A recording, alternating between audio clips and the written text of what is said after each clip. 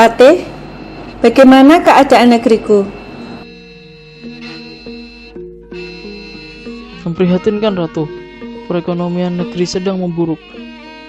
Banyak sawah yang tidak panen tahun ini. Para pedagang juga tidak ada yang berlabuh di negeri kita.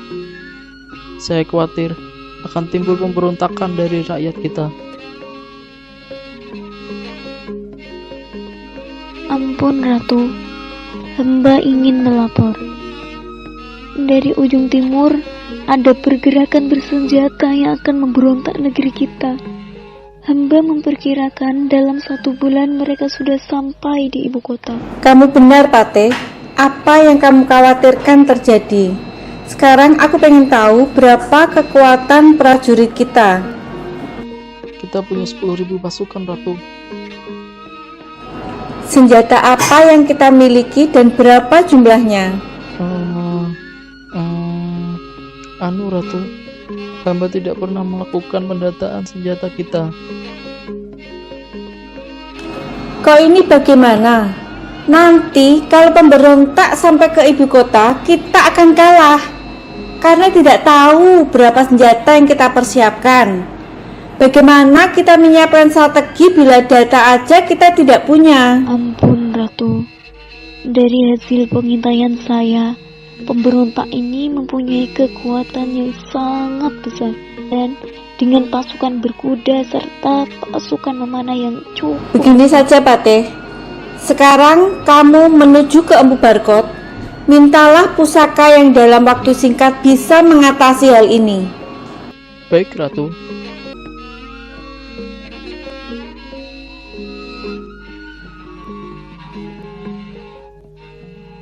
Ada apa, Patih? Kamu datang ke sini? Begini, Empu. Ada pemberontak yang akan menyerang kerajaan kita.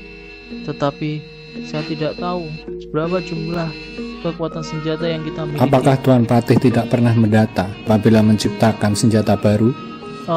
Tidak pernah, Empu. Sebentar.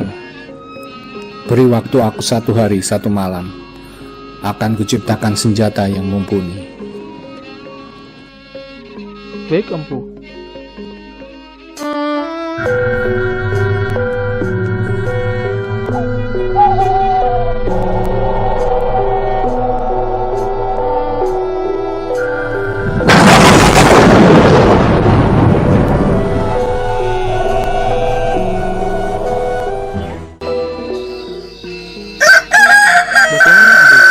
Apakah sudah menemukan solusi? Sebentar, Tuanku. Senjata ini aku namakan Kanjeng Kiai Mas PH. Tapi sebelumnya Tuanku Patih harus mendata dulu semua senjata yang kerajaan miliki. Kalau sudah selesai, Tuan Patih akan bisa mengetahui seluruh jumlah senjata yang kita miliki.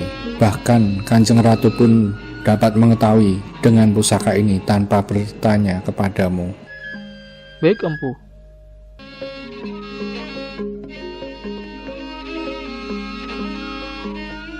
Bagaimana hasilnya, Patih? Beres, Ratu. Empu Barkot sudah memberikan kepada saya pusaka ini, Kanjeng Kiai Mas PH. Mari Ratu, hamba ajak berkeliling.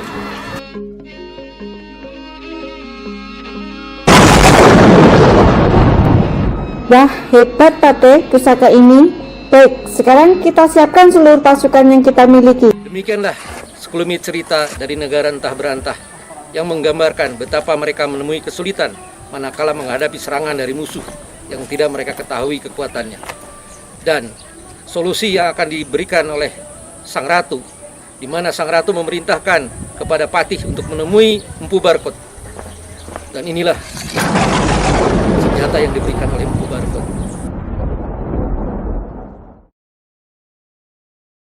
Yang terhormat para dewan juri dan para pemerhati sekalian, kami dari tim Pinmas, Papros Inovasi Manajemen Aset akan menjelaskan tentang inovasi yang berjudul Real Time Management Asset dan QR Code Tracking System.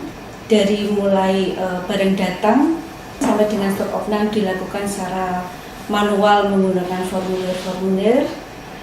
Dengan adanya web MAS-PH atau Web Manajemen Aset ini akan mempermudah dalam pengelolaan aset yang bisa terintegrasi dengan semua bagian secara real time.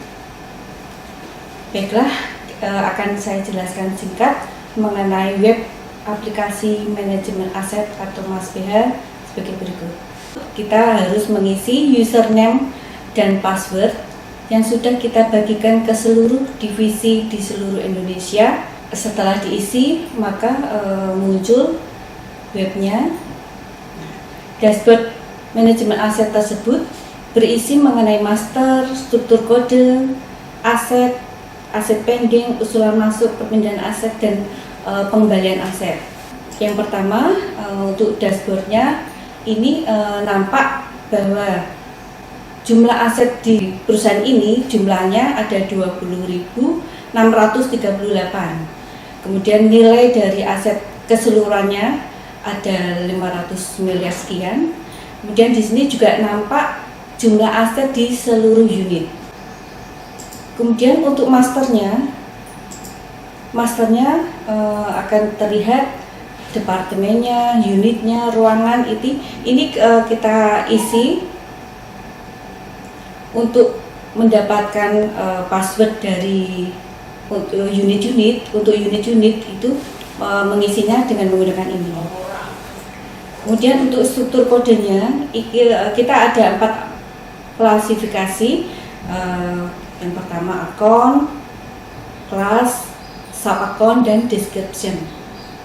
Contohnya seperti ini, misalkan akunnya 241 itu klasifikasinya di 100, sub akunnya tanah. Kemudian untuk berikutnya 110 itu untuk tanah pabrik.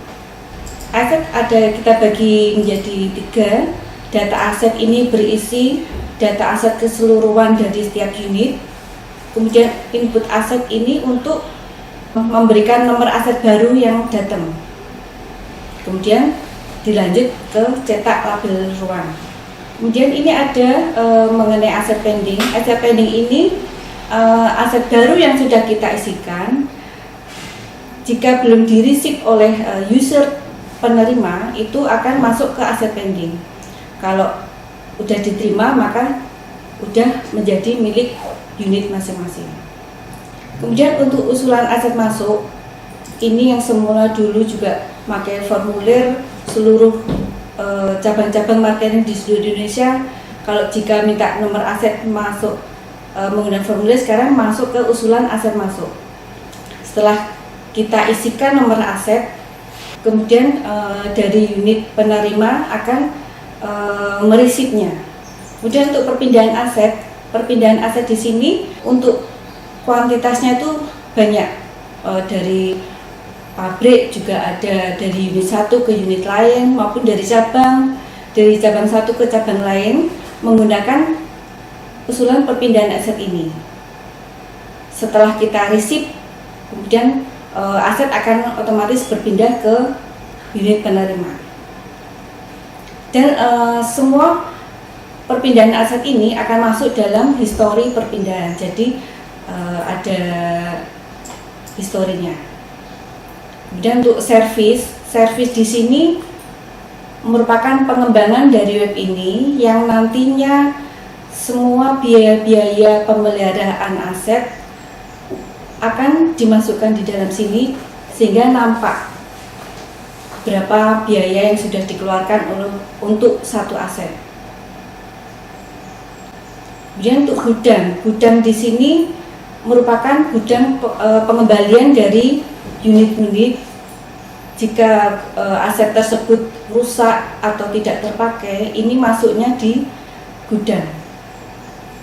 Kemudian jual aset juga merupakan pengembangan juga, karena setelah aset dikembalikan, kemudian dari manajemen aset mengusulkan untuk penghapusan. Setelah mendapat persetujuan dari pejabat yang berwenang, aset tersebut akan kita jual ataupun lainnya sesuai dengan SOP. Kemudian yang terakhir, stock of none.